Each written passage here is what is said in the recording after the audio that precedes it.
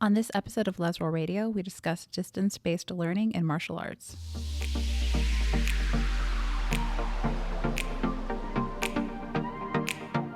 This is Les Roll Radio, a combat sports podcast. I'm Kelly Shinnicky. And I'm Andrea Shinnicky. Welcome to the podcast.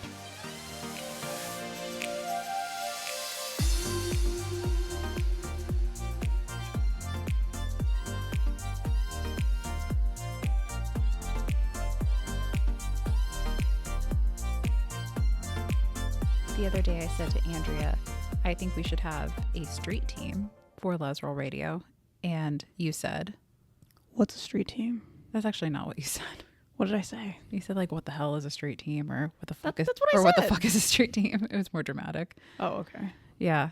So is it just because I was born in like the late 1980s that I know what that is? Maybe, I don't know. But a street team growing up a lot of times was tied to like indie bands, and it was like their fan base, and they'd give them like merch and shit to, I don't know, promote them. Be a groupie? Yeah, kind of. But so the street team's kind of a joke at this point, but I have a lot of people that ask me how they can help with camp in particular. I mean, we always have people saying like, hey, do you need help at camp or planning camp or whatever? And our goal is for this to not be our camp, but to be a camp for the community. Mm-hmm. And if I was hit by a bus, I would want it to continue, and I would want... What? I was going to make a joke, but it's too soon. Okay. Anyway, continue. Oh, okay. But if, whatever, tragedy were to strike our family, I would hope that camp would continue on. I don't see this as being our camp, even if it has the Les Roll name on it. Mm-hmm. It really is a camp for the community. I have friends that I call the Queer Planning Committee. Oh, yeah. Yeah. And so I always like run things by them, even if I'm doing this stuff and making the decisions, like just so there are people who check me and know what's going on, like again, because I don't see it as our camp. So to that end, I'm like, why don't we formalize it a little bit more? So if you are interested in one of two things, either helping with the podcast, which is not queer specific, it's just martial arts, combat sports, or if you are interested in helping with camp, reach out to me or Andrea or the Les Roll account on social media and let me know, and I'll add you to a channel in the Discord group, because I understand that I have an issue letting go of control sometimes, Mm-hmm. and I'm working on it in the year 2025.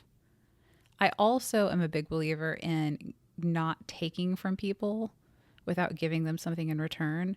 So I also see that we have friends out there who are constantly sharing the podcast, sharing episodes, liking things, the Brandons of the world, right? The Brandons. And other friends. Yeah. But he's always the one I shout out. And they're already doing it, and it's like, and I understand they're not doing it expecting anything in return, but again, Right. I just believe philosophically that you should give as much, if not more, than you take. So I also want to kind of like have these folks in a group so they can chat with one another, and so we can give you merch throughout the year, camp registration if you're a part of the community, that sort of thing. So there's some like benefit to doing it, because like we don't make anything off the podcast, but I also understand no one else is. So like Right. what's the incentive? Mm-hmm. I appreciate people doing it out of the goodness of their heart, but I also think you should be rewarded for your time and efforts, and we can't pay you. No. So the least we can do is maybe like, give you a rash guard from time to time or something else cool. We'll see. Yeah. It's a cool idea. Yeah. Even if Andrea's making fun of the name. So if you would like to be part of the Les Roll Street team. When you first told me, I thought it was a fight team, and I'm like, who we fighting? In the street? In the street. We could. I mean, that could be part of the outreach. I don't know. Is that we just start dojo storming? I don't know. I think that's a bad idea. I think I'm too old for that. That sounds like a horrible idea. But yeah, again, not specific to camp. I love that we are so ingrained with the LGBTQ plus community. I love that. So this is not me trying to distance ourselves from that community, but I have noticed as of late that there is like a little bit of confusion. Like I added some friends to the Les Roll Discord, and they were like, is it okay? I'm straight. And I'm like, our podcast is not Inherently gay. Yeah. I mean, we are gay. Yes, But we are gay. we are gay, and this podcast hosts a camp, but like the podcast is not actually just like a gay jiu-jitsu podcast. That would be something. It kind of started out that way. We but tried. Yeah, it didn't work. So that being said, anyone's welcome. It's more, I'm like less trying to like get people to come help us, although that's cool, and more trying to like reward the people who are currently helping us. Like our friend Lainey completely set up our Discord. Yeah.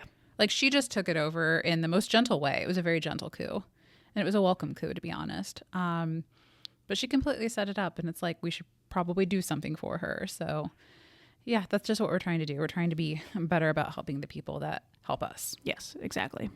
All right, so today's topic is one of my favorites. I'm so excited we're doing this.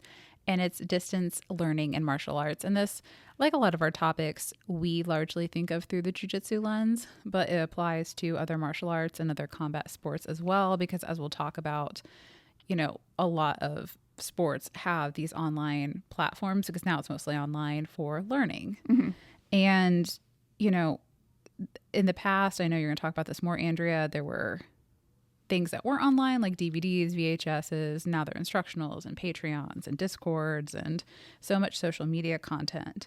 So with so much stuff available to people, it's very readily available these days. It's not something that's hard to seek out. If anything, it just shows up in your feed on social media. You know, the question that we have today, is it possible to learn remotely? And we're going to answer that today, but kind of like start out by talking about the history of distance-based learning, because it's not new. Right. It's not a new concept whatsoever. So like you had mentioned, distance-based learning has kind of just been around. When jiu-jitsu first kind of became big in, I'm going to say the US, but just kind of around here, people learned mostly via VHS tapes. And I mean, that kind of dates it pretty far back. On the Jiu-Jitsu podcast, Chewy's talked about how that was a lot of his learning, right? Because there weren't a ton of gyms, and there weren't a lot of resources for Jiu-Jitsu. So he talks a lot about like watching VHS tapes and exchanging them with other people, right? Like trading them back and forth. Yeah. So again, like I said, it's not a new concept, but it has changed from that old school VHS DVD era into what you've mentioned, more modern platforms, so like Patreon and like BJJ Fanatics and different websites like that. Due to different social media platforms as well, like YouTube and Instagram, technique has been more available than probably ever in our day and age of technology. So quite a few big name jiu-jitsu people have created businesses based off of this distance-based learning. It's like entire platforms. Entire platforms. Like Submeta. I think Atos has one as well. Yeah, they have Atos, the school, online. Yeah, I mean, but there are a ton of them. Yeah. That are entire platforms, not just instructionals. Yeah, so it's changed dramatically and is accessible to a lot of people now. Well, I think the point that you made, that it's kind of always been a thing, is really important, because I think sometimes coaches get like a little curmudgeonly about like people who just are learning like online technique. They're like, oh, you just saw that like flashy Instagram move. And I think, as we'll get to when we talk about the downside of online or distance-based learning, that can be an issue, right? Mm-hmm. Where sometimes students aren't always learning like the best technique, or they're learning something that's more like flashy than it is really good technique. And that's certainly, you know, an issue, but there's so many more benefits, I think, than there are problems with it. And one of the most obvious ones is accessibility. And being in Indiana, where we are, especially, honestly, talking about Indianapolis specifically, probably oversaturated with gyms. Yeah, there are quite a few gyms. There are too many. There's no issue, right, finding a gym or finding training. Mm-hmm. Like here, there just isn't. Like, again, we just have so many gyms. But there are a lot of parts of the country still where that's not the case. I mean, I remember when we travel, I always look for gyms. Yeah. And I was looking like Bar Harbor, Maine, because we were stopping there on a cruise, and there's one gym in the area run by a purple belt. And I mean, and for a lot of people listening, they might be like, yeah, that's what it's like in my part of the country. But for those of us who do live either in a bigger metropolitan area, or we live in a part of the country where jiu-jitsu is really hot, like it is in Indiana, we may take that for granted, that people actually really still need to rely on distance-based learning just to learn. They may not have a gym nearby that they can go to on a regular basis, or they maybe only have one, so they can't really benefit from cross training. That's a very real thing. Yeah. And I think another big thing is you can, aside from that accessibility aspect, also like learning at your own pace, which is an accessibility thing too. I mean, and this can be like, when we're not, again, because we're not, I know DVDs still exist, but I don't think people are really buying DVDs. So what we're talking about today is largely online platforms, right? But when we all have, a smartphone or an iPad, or worst case scenario, God forbid, a laptop, Right. which is like a funny thing to say. We literally have this stuff at our fingertips.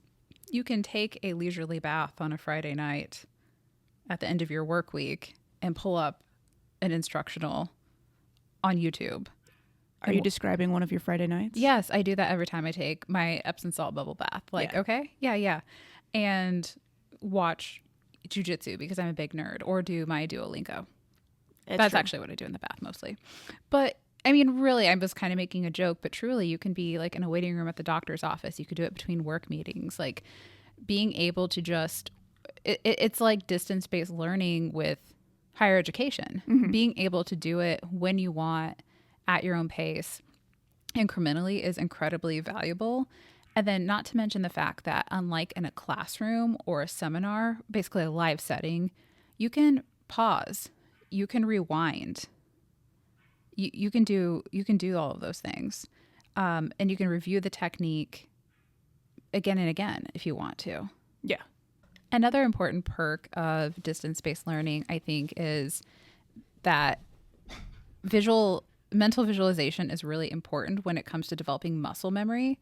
And I say that as someone who really has to do to learn. So being able to actually drill the things I watch is important at a certain point, but mental visualization is, again, very important for developing muscle memory. That's been, proven through learning theories, psychology theories over time. And it also allows you to watch something repetitively to get that, like those mental reps. Yeah, those mental reps and like mental visualization, like refreshes, because also over time your memory degrades. And if you don't fully understand something, you're probably only going to remember pieces of it. And so if you can watch it kind of multiple times, like maybe you're trying to hit like a very specific technique and you learn it in class and then you go and you watch a video of it. And maybe it's not from an online platform. Maybe it's just a video that you took of your instructor teaching it. But, you're doing this distance-based learning where it's not in-person learning. And you watch it again before you go drill it with a friend. And then maybe you watch it again before you go do live rolling. That's going to help. Yeah. Those mental reps are absolutely going to help. So I think that's a big perk. And I think of like distance-based learning as a thing that's really valuable for everyone, even if they're training regularly. But we've talked a lot about on this podcast, because it's impacted both of us, being out for various reasons. Right. Whether you're busy with work, life's going on, injury, pregnancy. I mean, we both have seen firsthand, especially you, like how valuable this can still be. And you can still actually get better at jiu-jitsu by watching. Oh, yeah, I completely agree. I feel like I developed a decent amount of jiu-jitsu during my pregnancy, just getting better, and I wasn't able to actually physically do it as much as I would like. Another very obvious advantage of this type of learning is that you have access to world-class instructors that would otherwise be too distant or unavailable for you to train with in person. I mean, it's always really cool when, a famous black belt comes into town or whatever and visits your school or does a seminar, but how many people have the opportunity to train, in St. Kilda, Melbourne with Lachlan Giles, for example. Right. But if you're on Submeta, you can. Or if you subscribe to B Team's platform, you can learn from Craig Jones, or you buy one of Bernardo's instructionals, or whomever, right? You get access to these amazing instructors that you otherwise may never meet and may never get to train with. And I think that's really important because we are big fans of cross-training. And it's for this reason. It's that it doesn't matter how great your coach is. You want to see different looks. You don't want to be limited to just your coach's style, philosophy, approach to jiu-jitsu. And having that variety and variation is great. I have great coaches, and I will still sometimes prefer something in the style that I learned from like an online platform. And like, Jacob, who I work with weekly and I do privates with, I'll even say, hey, Lachlan does this a little different. Let's talk about it. And that's probably extremely obnoxious to most people, but he's incredibly receptive to that. Yeah. And it's not that I don't trust him, but it's like, let's have a discussion about why what you're suggesting is maybe better for my body or the way I move or the fact that I'm like trying to not invert as much as I used to, et cetera. But it's a discussion, not a comparison, if that makes sense. But it makes my jiu-jitsu better because I have that varied perspective from people I don't even meet that I've never met, and then people I'm training with in person on a regular basis. And then also, I think an important point is even if the technique's exactly the same, hearing it from a different person sometimes makes a big difference. Yeah. And like this happens in class all the time where sometimes as an instructor, you're saying things. That's why I actually really love teaching with you there and you as my uke is like sometimes I'm saying something. And I like to think, generally speaking, I'm a good instructor. Mm-hmm. And sometimes it's just that on that particular day, you're not vibing with that person. Like you're not on the same wavelength, I mean. And you'll say, I think that blah, blah, blah, blah. And you'll probably say exactly the same thing I said, but just like in a different way. And I'm like, okay, yeah, that's what she was getting at. And I wasn't picking up on it. So that's really a similar sort of concept, right? Like you might hear someone explain something and you just think, I'm pretty sure my coach did tell me that. But for some reason, when they said it, it didn't click and now it's clicking. Yeah. And it's not that it was necessarily taught better. Just different. Just different. And that's not a bad thing. All right. So those are all of the kind of like good things, but there are definitely limitations. Yeah. Different limitations and challenges would be like no real-time feedback. So you could be instilling bad habits or just drilling something incorrectly, and there's no one there to tell you that you're doing it wrong. Mm-hmm. Also, like lack of resistance. So watching it doesn't replace live drilling or sparring. So how can people deal with that? Having someone to drill with. So maybe like we're very fortunate that we can drill together at home. Like you watch something on Submeta and you're like, I would like to work that. We work it at home and you can kind of get some feeling for it.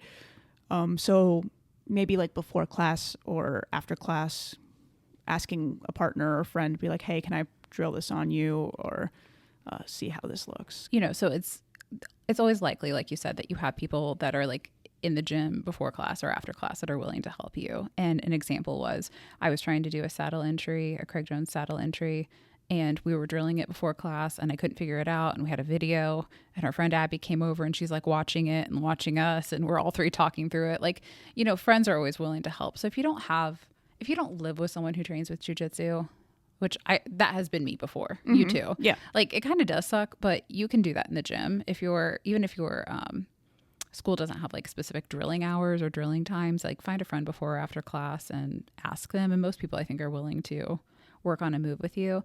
Another thing, I don't know if this has been your experience, but I feel like over time, it does change with like your ability to watch something and to understand it and implement it without drilling. Oh, yeah, definitely. It scales up for sure. So there were a lot of hours that I put into watching instructionals when I first started to do jiu-jitsu, and the amount I retained from them was honestly probably pretty tiny, like a really small, minuscule amount. Right. I still think it was worth it. I retained more than someone who didn't watch them, but it's scaled up over time, the amount of stuff that I'm able to just like take and then like go do in a roll without ever actually trying it on a person. Would it be better with drilling? Yes, absolutely, always. I think none of us drill enough. I think that we should agree. Drill a lot more, but it's possible. So just know it'll scale up also over time.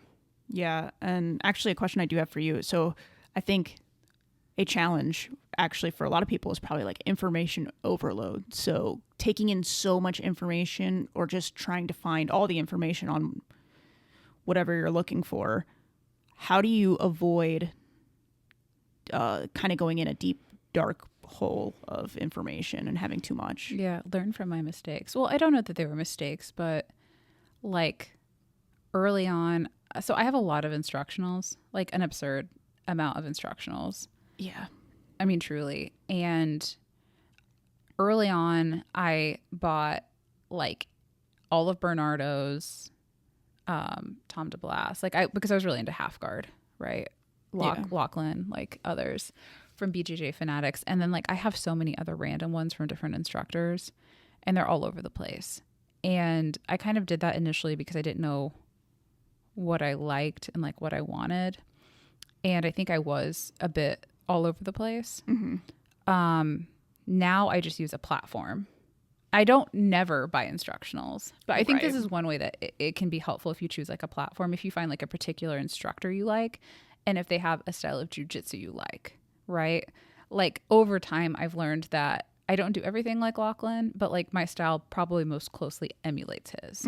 So he makes a lot of sense for me to study. And I had bought his instructionals when he was on BJJ Fanatics before Submeta was created, and had really determined I liked him. So I think like, again, we're talking about like one of the benefits is you can learn from a ton of people. So I'm not saying don't do that, but I would say like try to find kind of like a key person. Like I said early on, for me, it was Bernardo. My style has very much changed. Night and day. Yeah. Like huge night and day difference between Bernardo and Lachlan.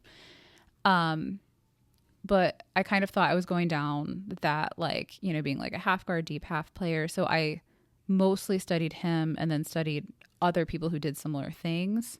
And so I would say that's what I do now is I mostly study Lachlan. I study Submeta, but I just bought like a Craig Jones instructional because obviously similar styles, right? Like it I don't know, branches out from Lachlan. No, that makes sense. Yeah. But so that's kind of how I mean, that's one thing. And then I think another thing is like also trying to study like one thing at a time and not just jumping all over the place with what you're watching. Like don't study armbars one day and then study passing the next. And I think I used to do that too. And it's much more helpful for me now to kind of go, it's why I like Submeta so much. You would think I'm sponsored by them, but truly like they have curriculum. And they have different ways of like categorizing their instructionals.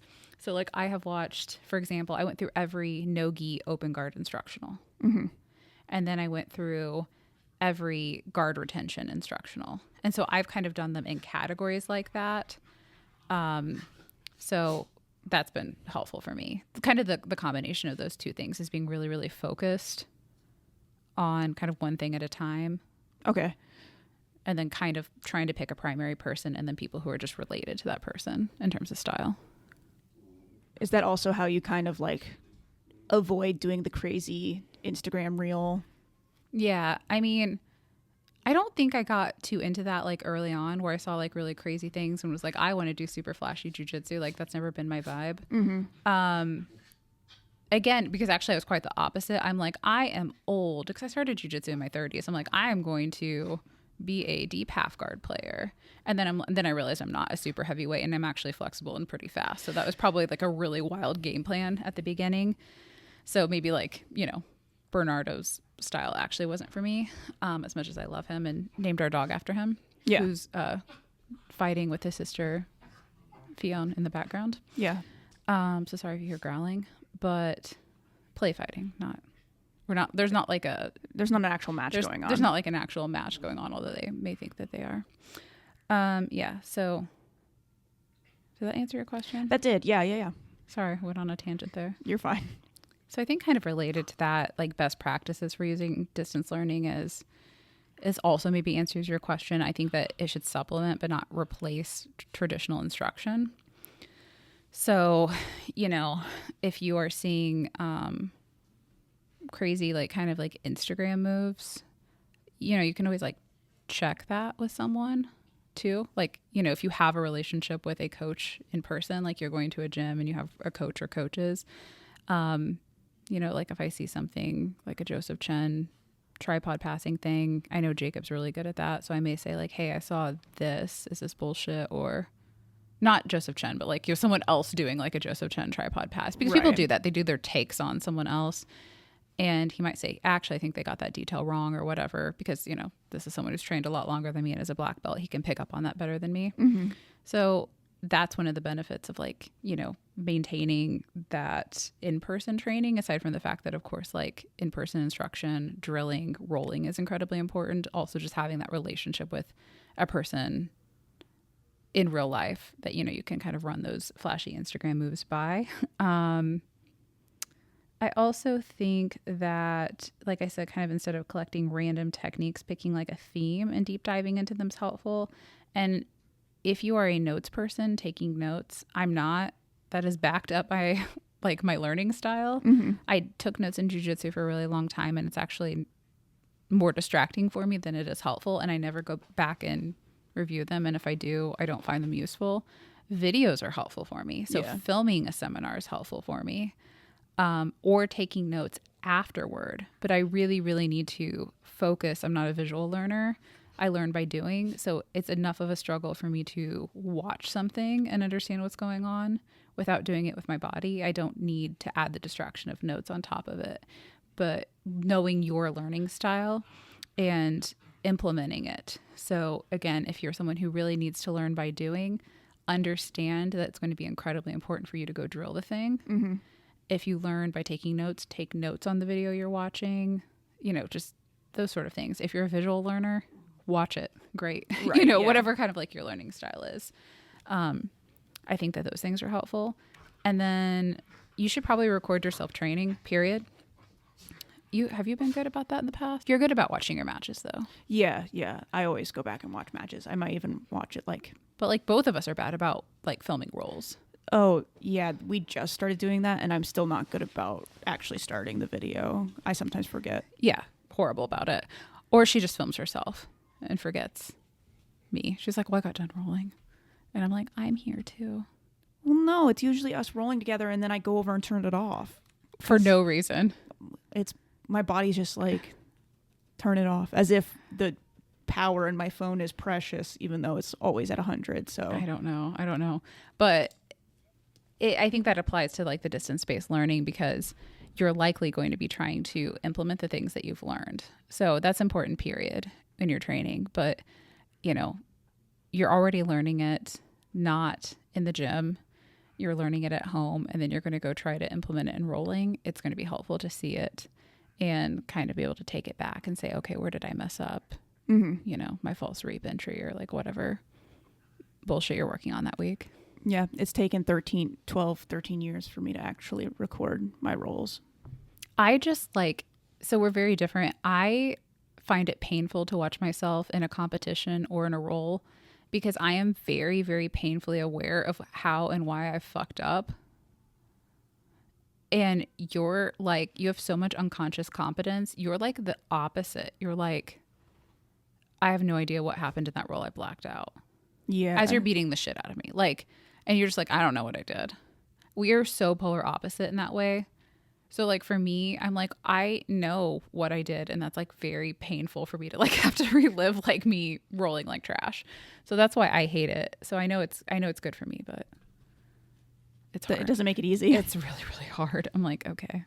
Yep, that was about as bad as I thought it was. Yeah.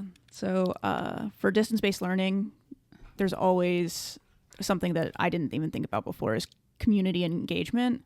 So for Patreon style memberships, some of those offer direct feedback from the instructors. So like BJJ Mental Models has a Discord that you can join and be a part of when you're a paid member.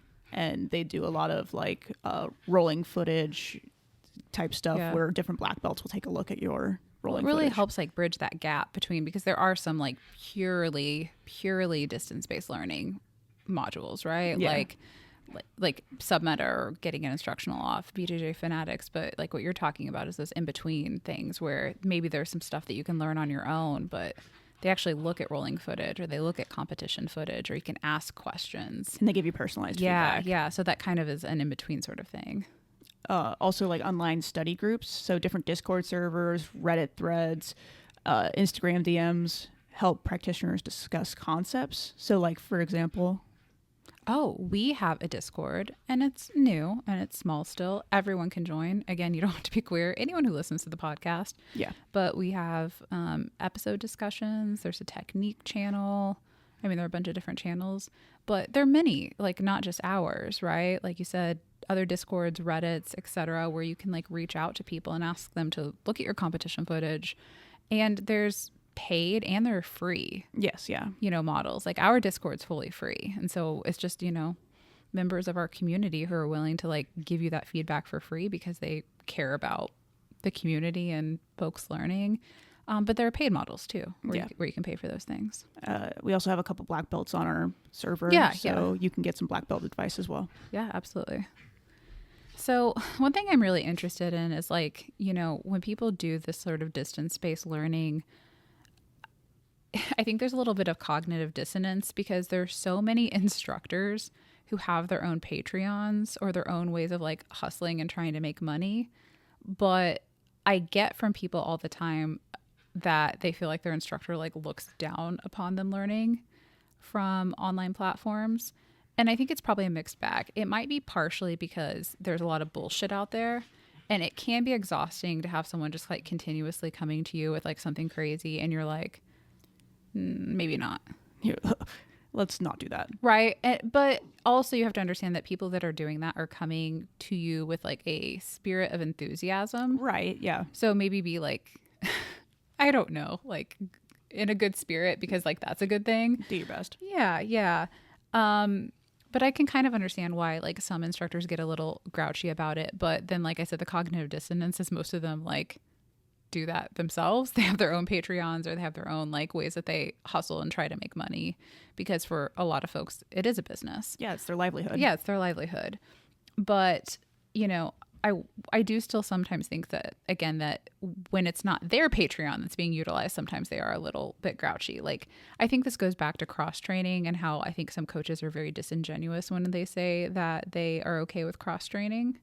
I mean, we've had that in the past, not with anyone we train with currently, where we've went to like a no-gi camp and we were given like a lot of like genuine shit for going to it. Yeah. Because it was like, oh, they're just leg lockers. By the way, we just learned passing that weekend. Yeah. Yeah, ironically. But, it's just like instructors say that, but it's like, again, because I think I can say this because I make zero money off of jiu-jitsu, but I do think that whether or not coaches realize it, they can be territorial.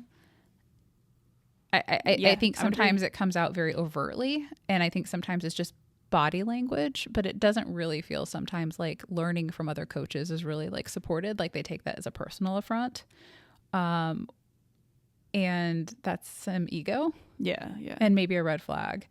But I really liked that Lachlan, I saw an interview on Flow Grappling. I've mentioned him 10 million times during this podcast.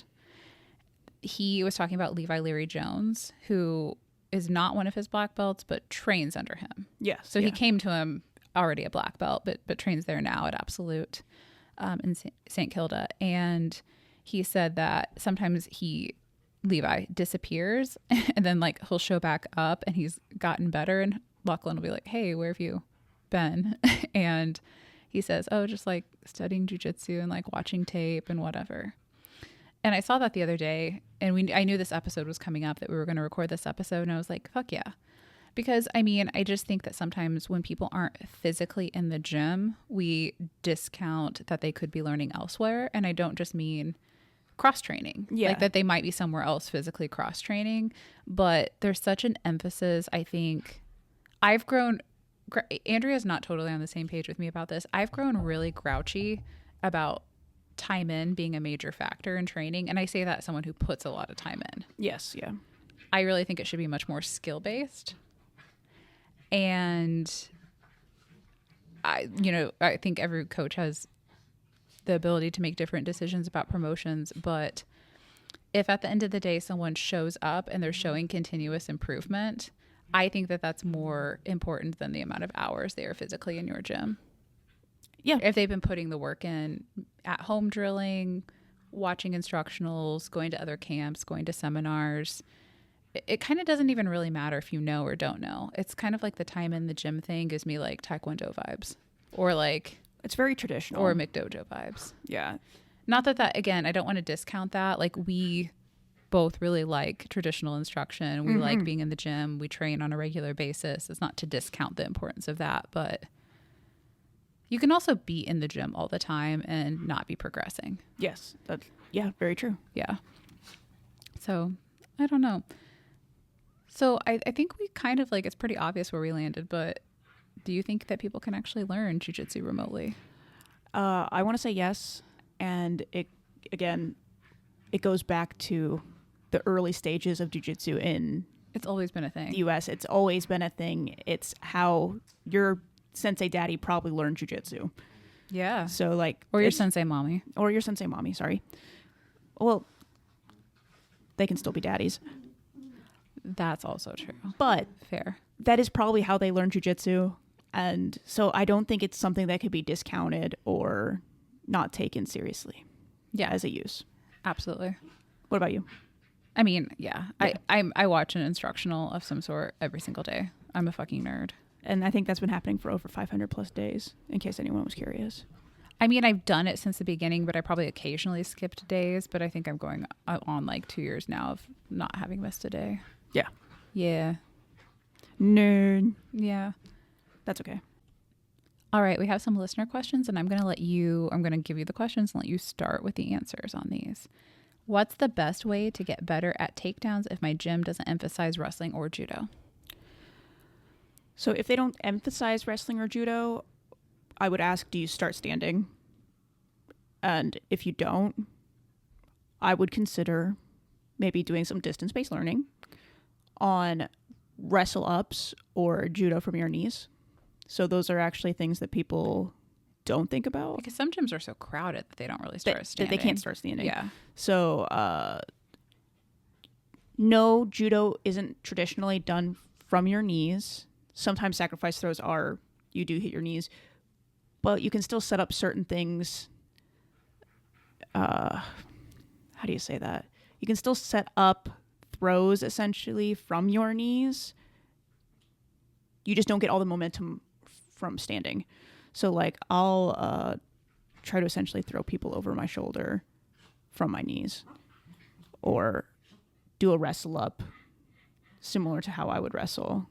So going for a single leg on the ground and then coming back up. So I think you just may have to adjust the way you try those things. I'm glad you answered first because I was going to answer that completely differently. Oh, go for it. So I think that I wasn't thinking about it like you're not allowed to start standing, but more like there aren't judo classes or there aren't wrestling classes. Like there's not instruction on takedowns.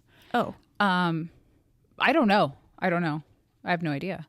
So I'm glad you answered it the way you did because could be what they meant. But I was thinking it was more the latter. But what you said about distance-based learning would apply. You still have to be able to do it live. Mm-hmm. And that's a really, really hard thing to drill live if you don't have the time and have a partner. So I would say wrestling's tough because there are not a lot of adult wrestling classes, if any, kind of outside of a jiu-jitsu gym or an MMA gym. Judo would be more readily available, but still not as popular as jiu-jitsu. So I think this is where, sure, distance-based learning for sure. I love Kendall Rusing's takedown instructional. I think it's like takedown accelerator or something. I may have made that name up, but it's great. But that's a really hard thing to implement if you're not working on it live. So I would say cross-train. This is where cross-training comes in. Mm-hmm. Another gym in your area, hopefully, definitely if you live where we are, will be doing it. Even if it's just once a week, like once a week you go to wrestling at another jiu-jitsu gym. And I think if you can go to a jiu-jitsu gym, that'd be helpful. That's more helpful. I love judo. This is not me talking shit about judo, but going to a pure judo gym when you're wanting judo for jiu-jitsu is not going to be as beneficial as training judo at a jiu-jitsu gym that has judo classes for jiu-jitsu. Mm-hmm. They're just two different things. I mean, like it's a different martial art that needs to be respected when you're training it for what it is, right? So you might actually instill bad habits. Yeah. Right? If anything, that are not good in jiu-jitsu. So I think maybe trying to find another jiu-jitsu gym that has a takedown class, a wrestling class, a judo class of some sort, even if you go in once a week. could be really beneficial. I like that answer, yeah. Yeah, I mean, because like we don't have wrestling now and I don't want to wrestle. Dude, having like a spinal fracture, I'm just like, fuck it, I'm guard pulling forever. But like that just totally changed how I feel. But I mean, like we had a friend, Brandon, who invited us to come to wrestling once a week at his gym. Yeah. You know, as an example. So even though we don't have a wrestling class where we have, that's just one example. We have other places we could go and we could get that if we wanted it. So cross training. And then like Andrea said, instructionals. I do like your point about like, you know, if space is an issue, wrestling up. Mm-hmm. And trying that. Obviously, asking your partners to start standing. Yeah. Would be helpful. You can almost always find someone who's also cross-trained judo or has cross-trained wrestling. Wrestling's going to be more common. And ask them if they'll show you some things. Yeah. If they're a higher belt, you know, see if they do privates. I mean, just utilize the resources that you have. And I don't think that this is just specific to takedowns. It's the larger point that very few gyms are a one-stop shop for everything. You need to go outside your gym. You just do. Yeah. And utilize those people around you. Yeah, even the best in the world do that. They actively do that. Yeah, they actively do that and cross-train at multiple places to get different looks. So that would be what I would say. All right, next question. What's a common mistake white belts make that slows down their progress? I feel like that's a good question. That's so big. And I think there are multiple answers. And we've done a tips for white belts episode before. Yeah. I'm like, refer to that. No. I'm trying to think of a good one. Like a succinct one. Yeah. I have one. Well, you go first and then I'll give you time to think. Yeah. Not showing up consistently. And if you have work, life, whatever, I don't think being like, oh, well, I can't come in, so I'm just not going to come in at all is the answer. Show up even if it is inconsistent. Mm-hmm. Be there when you can be there. Train when you can train. So I'm not suggesting don't come in, but if you are able to be consistent with your training, I think that that's beneficial. And that's not just at white belt. I think that, you know, every time you quit jiu-jitsu for a year or you're super inconsistent with your training, you regress. Mm-hmm. So I'm not saying you're starting over every time, but you're not starting where you were. And it's going to take longer every time you quit and come back to get to your goal. So I would just say showing up and being consistent with your training at white belt, and then maybe also not overdoing it. Like having a consistent and sustainable training regimen. I like that. I didn't think of a good answer. Okay. So fine. I'll relate it back to, we have an episode for white belts. Yep. Listen to that. Yeah. All right. So questions for each other. Yeah.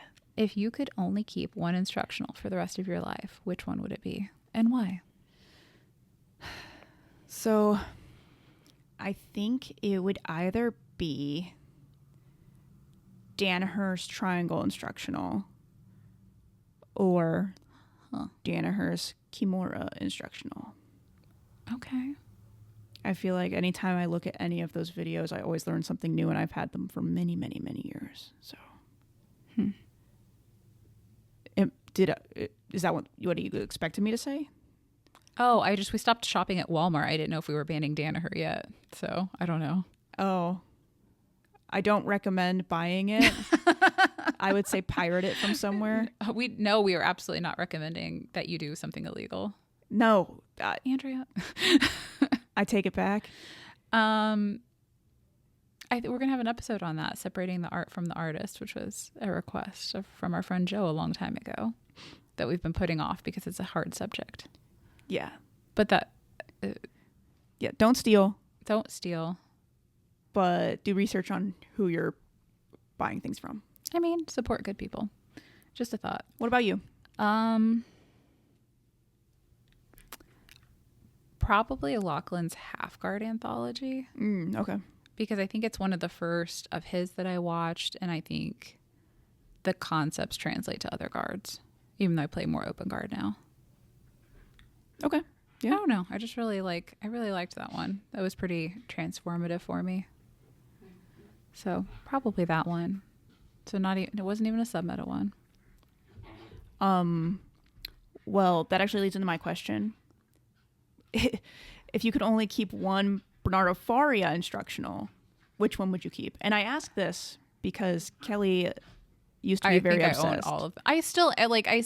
Here's the thing. I think that he honestly, low key, is dismissed as being like one of the greatest like jiu-jitsu athletes. I literally thought you were going to say about him being handsome. I think he's very handsome in person, and and you agree. When you saw him in person, you were like, oh, he's actually very handsome and very tall and very big. Yes. Yes, like he really is. My first initial was like, oh, Kelly's just about to call him handsome. And then handsome. You said he's good. No, I mean, he's great, but I think because like has been retired from competition, that people don't remember that he was like a fucking badass competitor. And he's seen as just being like this like sweet guy with like a great personality, and like people name their dogs after him. Yeah, weirdos name their dogs after him. But he was like a fucking badass. But like I said, early on, I'm like, I am going to do all half guard and deep half and over under passing. Like I fully tried to make my early white belt, I should say, jiu-jitsu look like Bernardo's. That turns out it's not for me, but I've watched every single Bernardo instructional ever. So my answer is, because I still utilize it and it has stuck in my fucking brain, because I've just started doing it again. I've been doing it to you lately. Is over underpassing, and specifically gi, and specifically the newer one, because he has like 4 or 5 versions of over underpassing. So whatever the newest version of the gi one is, newest version as of February 1st, 2025. Yeah, I don't know. Yeah, but I've watched every single instructional, literally every single one, even his like Champions Mindset one.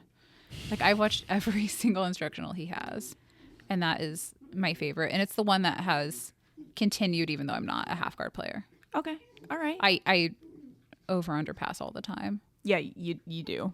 Yeah. Actively. Yeah, I forgot about it for a while. I became such a floating passer, like a lot of knee cuts and floating passing, and then I was just like, oh yeah, I used to be a pressure passer. Let me do that too.